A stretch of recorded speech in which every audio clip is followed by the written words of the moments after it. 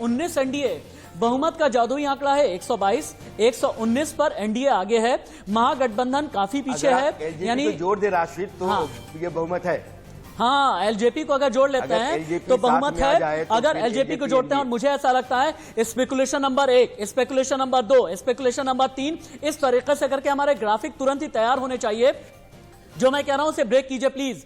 रुझानों में बहुत बड़ा उलटफेर, ये पहली लाइन ब्रेक होनी चाहिए। अगला ये कि एनडीए 119 सीटों पर आगे है, महागठबंधन 102 सीटों पर आगे। महागठबंधन रुझानों में जो आगे थी अभी चल करके पीछे हो गई है। एलजेपी धीरे धीरे करके आगे बढ़ रही है। एलजेपी को पिछली बार 4 सीटें मिली थी, एलजेपी अभी 5 सीटों पर आगे है। एनडीए 119 सीटों पर आगे है। भारतीय जनता पार्टी सबसे बड़ी पार्टी अभी तक बन करके उभर रही है और बहुमत का जादुई आंकड़ा 122 का है। अगर एनडीए यानी जेडीयू, बीजेपी, एलजेपी को मिला देते हैं, बहुमत का जादुई आंकड़ा बन जाता है। अगर बहुमत के जादुई आंकड़े से एनडीए पीछे रह जाती है, एलजेपी किन शर्तों पर, किन मोडालिटीज के साथ में बीजेपी को अपना सपोर्ट करेगी, यह बहुत बड़ा सवाल है। और जेपी दीवान जी को यहां पर लेकर के आना चाहिए। जेपी दीवान जी, जहां पर बड़े बड़े राजनीति के चाणक्य फेल हो जाते हैं ना, वहां पर जनता ये कह देती है कि देखिए ये हमारा जनादेश है। जनता ये बता देती है कि जब हमारी पलटन चलती है ना तो अच्छे अच्छे रह जाते हैं। आधा घंटा पहले, 40 मिनट पहले जिसकी सरकार बनती नजर आ रही थी, वो उनकी लकीर छोटी हो गई है। एक अणे मार्ग और 10 सर्कुलर रोड, इन दोनों के बीच का फासला फिर से बढ़ने लगा है। एनडीए 119, संकेत क्या है? अगर एनडीए थोड़ी सी पीछे रह जाती है तो आपको क्या लगता है एलजेपी सपोर्ट की मोडालिटीज क्या होंगी?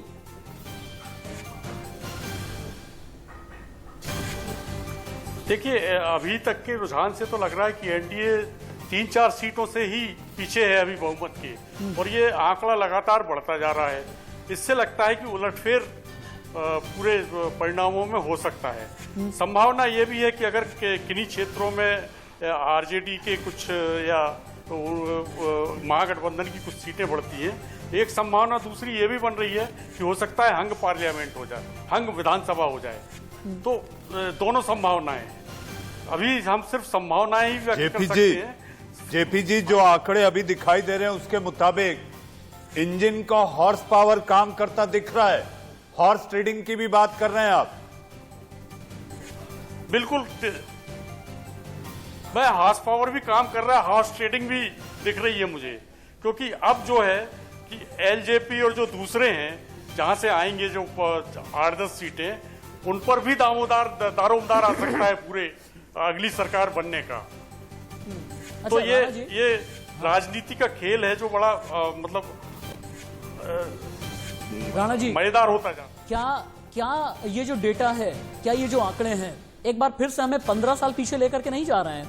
2005 में जिस तरह से जो पहला चुनाव हुआ था, हंग असेंबली थी, एलजेपी 29 सीटों के साथ, एलजेपी ने ये कहा था हम तो किंग मेकर हैं।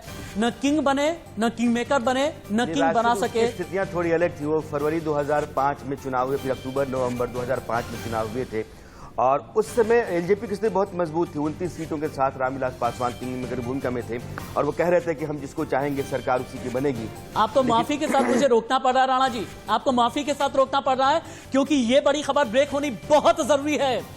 अभी तक रुझानों में एनडीए गठबंधन के जादुई आंकड़े पर पहुंच गई है। नेशनल डेमोक्रेटिक अलायंस, राष्ट्रीय जनतांत्रिक गठबंधन बहुमत के जादुई आंकड़े तक पहुंचा। इसे पूरी स्क्रीन पर फ्लैश किया जाए, फुल स्क्रीन पर लेकर के आए इस खबर को। 122 बहुमत का जादुई आंकड़ा, यानी एनडीए बहुमत के जादुई आंकड़े को टच कर गया है। हालांकि अभी भी क्लोज फाइट है, कभी कोई आगे निकल रहा है, कभी कोई पीछे जा रहा है। महागठबंधन पीछे हो गया है। महागठबंधन का जो आंकड़ा है 100 का है। राणा जी अपनी बात पूरी करें।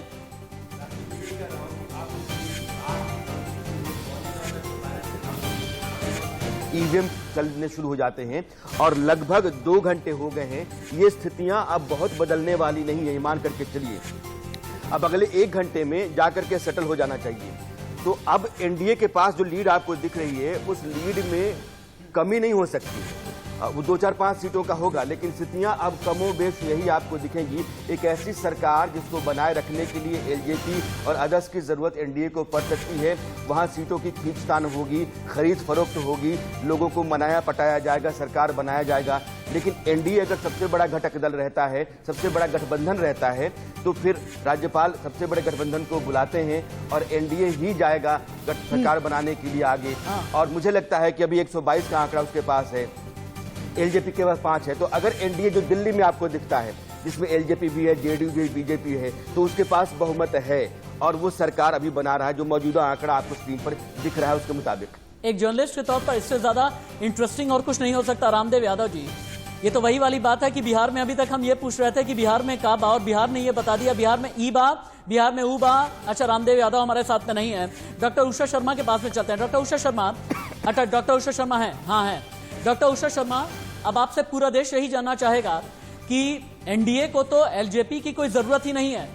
एनडीए का जो जादुई आंकड़ा है 122 तक एनडीए पहुंच चुकी है और 238 सीटों के रुझान आ चुके हैं और एनडीए 122 से भी कहीं ज्यादा आगे निकल जाएगी, यानी एलजेपी की जरूरत ही नहीं पड़ी।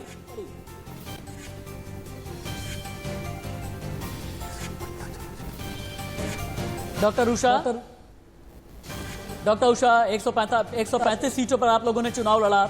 स्ट्राइक रेट के मामले में आप लोग बहुत पीछे रह गए, न किंग बना पाए न किंग मेकर बना पाए। लगता नहीं फैसला गलत हो गया? डॉक्टर उषा सुन पा रही हैं आप मुझे? चलिए डॉक्टर उषा तक बात नहीं जा पा रही, पंखुड़ी तक चलते हैं। पंखुड़ी, ये तो वही वाली बात हो गई।